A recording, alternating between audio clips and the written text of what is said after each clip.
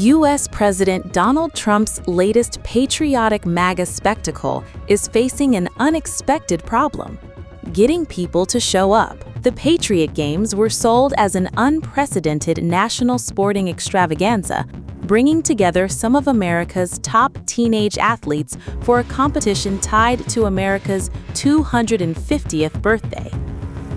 But with Trump appearing at Tuesday's finale in Ohio, organizers are reportedly flooding inboxes with invitations in an apparent effort to make sure the president isn't greeted by another sparse crowd. The event features 120 students between the ages of 14 and 17. One boy and one girl from every state and U.S. territory were selected to compete, with the eventual winners each receiving a $250,000 college scholarship.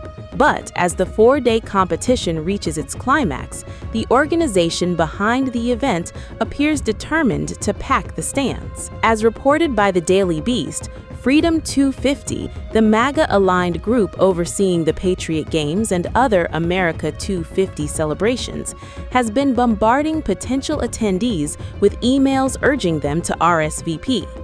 One recent message carried the blunt subject, "You will not want to miss this." The email promoted Trump's appearance, the teenage competitors, and the $250,000 scholarships, while emphasizing that the finale would be broadcast nationally on ESPN and ABC.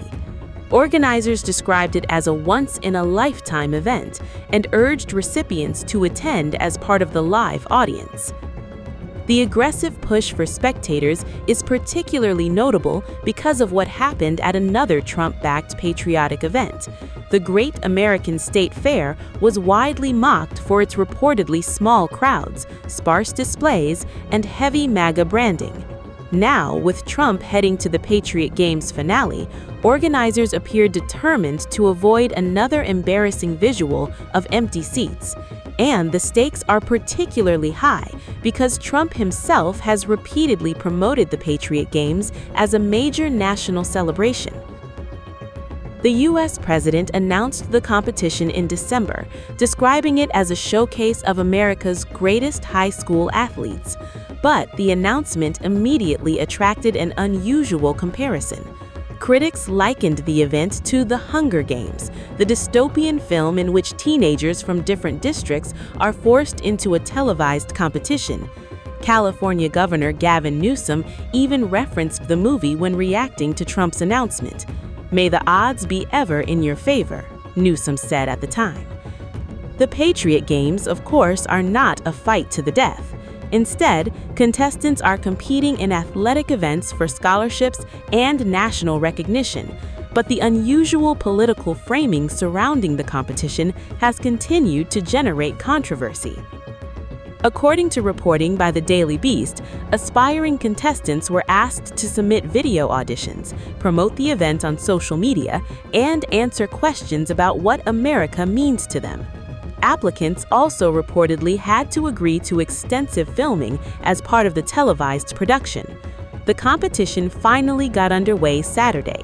Teenagers were seen competing in events including dodgeball and kickball, as well as a military-style endurance test featuring tire tosses, monkey bars, a balancing beam, and net climbing. The athletes have also reportedly been given upscale dorm-style accommodations and plenty of branded merchandise. Patriot Games hats, t-shirts, and water bottles were among the items handed out, alongside Freedom 250 merchandise. One contestant, Chris Brennan, who represents North Carolina, even shared his haul on Instagram. "Let me show you everything I got in my swag bag," he said enthusiastically. But the glitzy presentation hasn't stopped questions about how the athletes were actually chosen. CNN previously reported that some contestants appeared to have been selected partly because of their support for Trump's political movement and their Christian faith.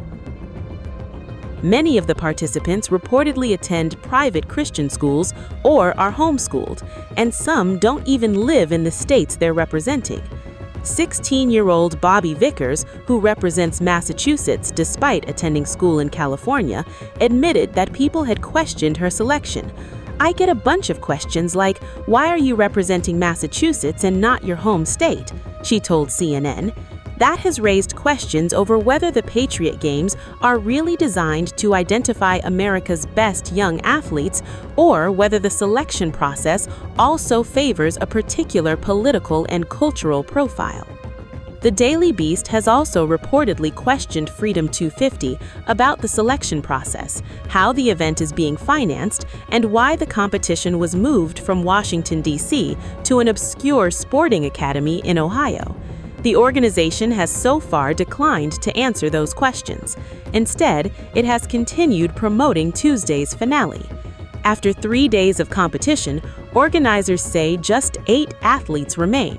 1 male and 1 female competitor will ultimately be crowned the inaugural 2026 Patriot Games champions.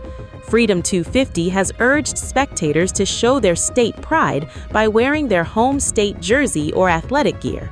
The goal is clear: create what organizers describe as an electric atmosphere for the nationally televised finale. And that's where Trump comes in. The 80-year-old president is expected to attend the final event in Ohio, putting his own star power behind a competition that has already attracted plenty of scrutiny.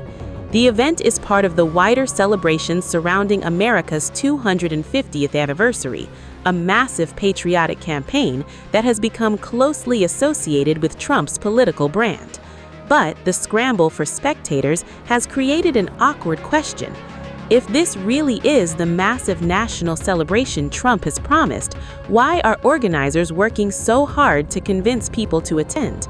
The concern is especially understandable after the Great American State Fair.